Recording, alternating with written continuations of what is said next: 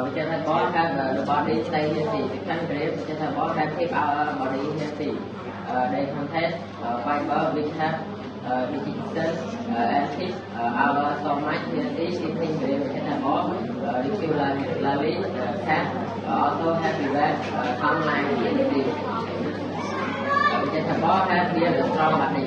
Third grade, which is a ball have build strong body. They provide iron like iron and calcium which have strength than our bone and build us energy for studying, playing and daily activity.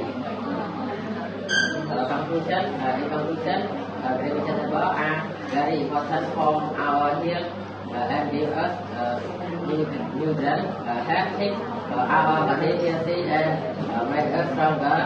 Therefore, so it's different kind of vegetable every day. Thank you for listening.